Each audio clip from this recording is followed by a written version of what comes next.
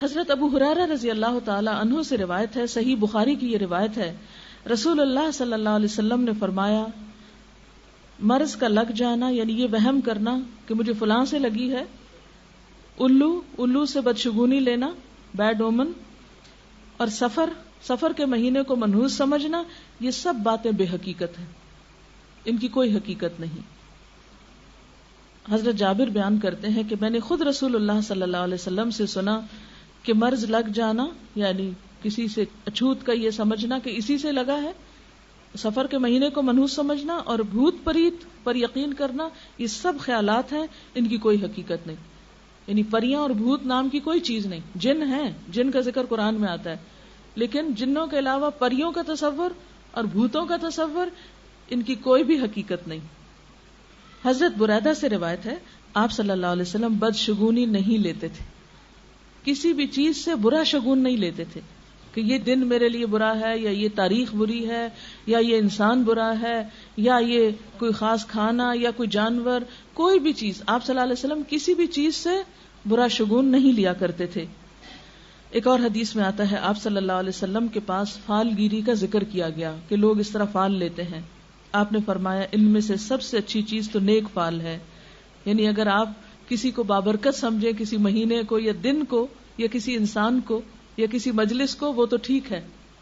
لیکن اس کے برعکس منحوس سمجھنے لگے کسی کو تو یہ درست نہیں۔ اور بدفعلی کسی مسلمان کو کام سے نہ روکے، خاص طور پہ آپ نے فرمایا بدفعلی کسی کو کام سے نہ روکے، کام سے نہیں رکنا، جو ارادہ کر لیا اذا عزمت فتوکل علی اللہ، جب کسی کام کا ارادہ کر لو تو پھر اللہ پہ بھروسہ کرو اور وہم و توہمات سے نکل آؤ۔ بس جب تم میں سے کوئی کسی چیز کو ناگوار دیکھے تو یہ دعا پڑھے، یعنی اگر سمجھے دل میں خوف آئے یا خیال آئے کہ فلاں چیز کی وجہ سے پتہ نہیں اب یہ ہوتا ہے یا نہیں، تو یہ دعا پڑھنی چاہیے، اللہم لا یأتی بالحسنات الا انت ولا يدفع السیئات الا انت ولا حول ولا قوت الا بک۔ کیا معنی ہے اس کا؟ یا اللہ تیرے سوا کوئی بھلائیاں نہیں پہنچاتا، تیرے سوا کوئی برائیاں نہیں ٹالتا، اور برائیوں سے بچنا اور نیکی کرنے کی قوت سے بہرہور ہونا تیری ہی توفیق سے ممکن ہے، یعنی اور کوئی نہیں کہ جو ہمیں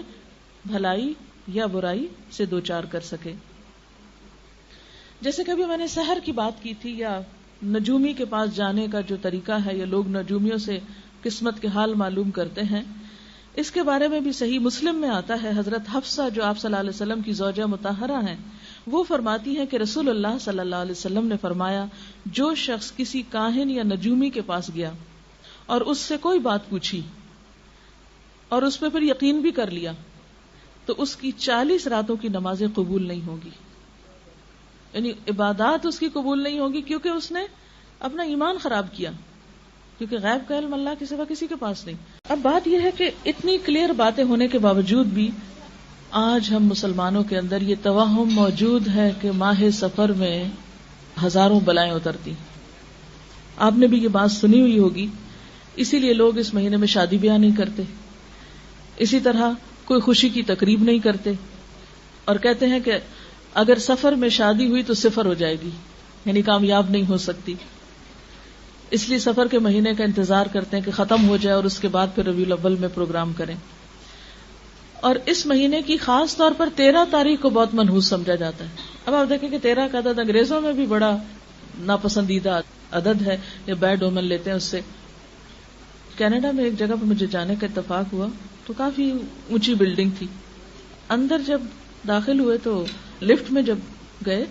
تو شاید 20th فلور یا کس پہ جانا تھا، تو وہاں کسی خاتون نے میری توجہ دلائی، کہتے آپ دیکھیں ذرا اس میں 13 کا عدد نہیں ہے، کیونکہ یہاں یہ توہم پڑھے لکھے لوگوں میں، اب آپ دیکھیں کہ باقی تو ان پڑھ ہیں، وہاں پڑھے لکھے لوگوں میں یہ توہم موجود ہے کہ 13ویں منزل پہ رہنا اور 13 نمبر کمرے میں رہنا اور 13 نمبر فلیٹ میں رہنا یہ منحوس ہے، حالانکہ 13 کا عدد کیا ہے، اس میں کیسے نحوست گھس گئی، لیکن خیال ہے، اس خیال نے ہمارے اوپر اتنا اثر کیا کہ ہم خوف کا شکار ہو گئے، اور پڑھے لکھے ہونے کے باوجود پوری ایک فلور جو ہے اس کا نمبر ہی اڑا دیا اور اس کو غائب کر کے اگلے پہ چلے گئے۔ تو بہرحال ہم مسلمانوں کے اندر بھی ایسی چیزیں موجود ہیں، اور سفر کے خاص طور پہ پہلے 13 دنوں کو 13 تیزہ کہا جاتا ہے کہ اس میں حالات بہت تیز ہوتے ہیں، اور پھر بعض اوقات گھنگنیاں ابال کے کھاتے ہیں اور یہ سمجھتے ہیں کہ ان چنوں کا یا گندم کا ابال کے کھانا جو ہے وہ نحوست دور کرتا ہے، حالانکہ اس سے کیا ہوگا؟ مجھے سمجھ نہیں آتی، کیا سال کے باقی دنوں میں چنے چاٹ نہیں کھاتے؟ اس کو کون سی نحوست ہوتی ہے؟ اگر خاص طور پر ان دنوں میں، اور اگر کسی کا ویسے اسٹمک اپسیٹ ہو تو وہ کیسے کھائے گا؟ اس کی نحوست تو پہلے سے آ چکی ہے۔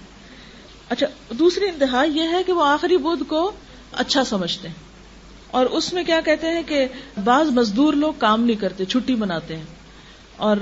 مٹھائیاں بٹتی ہیں بعض اوقات جہاں بلڈنگز وغیرہ بن رہی ہوتی ہیں، اور اس دن کو بڑا ثواب کا کام سمجھتے ہیں۔ اور کیا سمجھتے ہیں کہ اس آخری بدھ کو نبی صلی اللہ علیہ وسلم صحت یاب ہوئے تھے، اور آپ صلی اللہ علیہ وسلم سیر و تفریح کے لیے مدینہ سے باہر گئے تھے، تو اس لیے بعض لوگ باقاعدہ پکنک مناتے ہیں اس بدھ کو، اور عید کی طرح خوشی مناتے ہیں، اور سیر و تفریح کے لیے جاتے ہیں، اور خصوصاً عورتیں باقاعدہ اس دن بننے سنورنے کا بھی اہتمام کرتی ہیں۔ اب اس میں پہلی بات تو یہ کہ تاریخی اعتبار سے یہ بات ہی غلط ہے، بلکہ اس دن آپ صلی اللہ علیہ وسلم کی بیماری شروع ہوئی تھی جس میں آپ کی پھر وفات ہوئی۔ یعنی کہاں یہ کہ جہاں آپ کی بیماری شروع ہو رہی ہے، معلوم نہیں ہمیں کس نے سجھا دیا کہ اس دن آپ صحت یاب ہوئے؟ کسی بھی ایک صحیح تاریخی روایت میں ایسی کوئی چیز نہیں پائی جاتی کہ اس دن آپ صحت یاب ہوئے تھے۔ اچھا، بعض لوگ اس دن چوری بھی دیتے ہیں، چوری بناتے ہیں یا کچھ، اور کیا کہتے ہیں کہ اس دن نبی صلی اللہ علیہ وسلم صحت یاب ہوئے تھے تو آپ نے چوری کھائی تھی۔ اب آپ دیکھیں کہ نیا نیا کوئی شخص بیماری سے اٹھا ہو تو کیا اس کو چوری کھلاتے ہیں؟ یعنی عقل کو بھی یہ بات نہیں لگتی۔ یعنی آہستہ آہستہ انسان واپس لوٹتا ہے اور انسان کھانے کی طرف آتا ہے۔ اور آپ کو معلوم ہونا چاہیے کہ نبی صلی اللہ علیہ وسلم نے اپنی زندگی میں کبھی بھی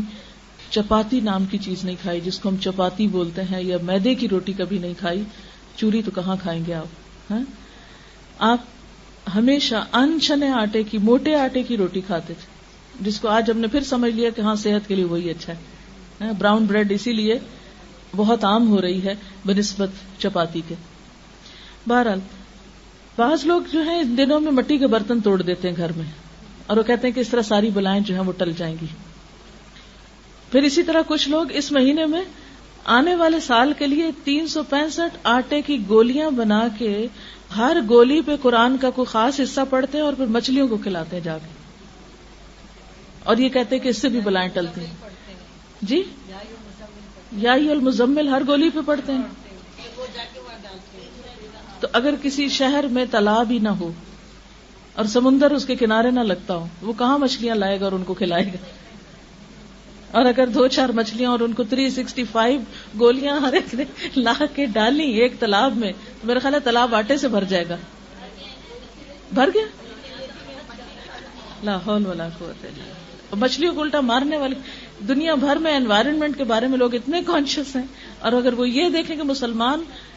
جانوروں کو اس طرح آٹا کھلا کھلا کے مار رہے ہیں اور تالاب کو آٹے سے بھر رہے ہیں، تو کیا سوچیں گے ہمارے بارے میں؟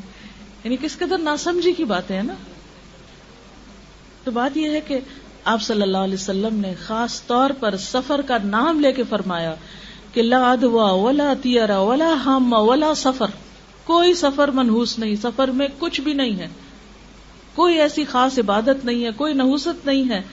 کوئی اور اس قسم کی توہمات کرنے کی ضرورت نہیں ہے۔ جو حدیث میں آپ کو سنا رہی ہوں یہ باقاعدہ اوتھینٹک بخاری مسلم کی حدیثیں ہیں کہ جس میں آپ صلی اللہ علیہ وسلم نے اپنے لوگوں کو توہم سے نکالا تھا، اور ہم نے پھر باتیں گڑ گڑا کے دوبارہ اپنے آپ کو اسی چکر میں ڈال دیا۔ پہلی بات یہ کہ اس مہینے میں نبی صلی اللہ علیہ وسلم سے کسی خاص عبادت کی بھی کوئی تاکید نہیں ہے، صرف یہ کہ آپ کا معمول تھا کہ ہر مہینے کے جو ایام 20 ہوتے تھے اس میں روزے رکھتے تھے، اور وہ سفر میں بھی اور ربیع الاول اور ہر مہینے میں۔ ایام 20 کیا ہے؟ چاند کی 13، 14 اور 15 تاریخ جب فل مون ہوتا ہے۔ جب فل مون ہوتا ہے نا تو اس کی روشنی اور اس کا جو وہ ایک خاص ہے، تو آپ نے دیکھا کہ سمندر پر وہ اثر انداز ہوتا ہے، یعنی اس سے مد و جزر ہوتا ہے، ہائی ٹائیڈ ہوتی ہے۔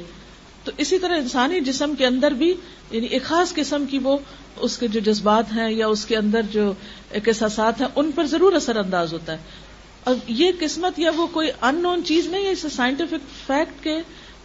جو چاند کے جو روشن راتیں ہیں وہ سمندر کے پانی پر اثر انداز ہوتی ہیں، اسی طرح انسانی طبیعتوں پر بھی یہ اثر انداز ہوتے ہیں۔ تو انسان کو کول ڈاؤن کرنے کے لیے نبی صلی اللہ علیہ وسلم نے ان 3 دنوں کے روزے کو مسنون قرار دیا۔ جو صرف سفر میں نہیں ہر مہینے رکھے جا سکتے ہیں، اور رمضان میں تو خیر سارا ہی مہینہ ہوتا ہے. اللہ تعالیٰ سے دعا ہے کہ اللہ تعالیٰ ہمیں ہر طرح کے توہمات، بدشگونیوں اور ایسے گمان سے بچائے اور شرک سے بچائے کہ جو انسان کے اعمال کی بربادی کا ذریعہ ہوں. وآخر دعوانا ان الحمد للہ رب العالمین. سبحانک اللہم وبحمدک نشہد ان لا الہ الا انت نستغفرک ونتوب الیک. والسلام علیکم ورحمۃ اللہ وبرکاتہ.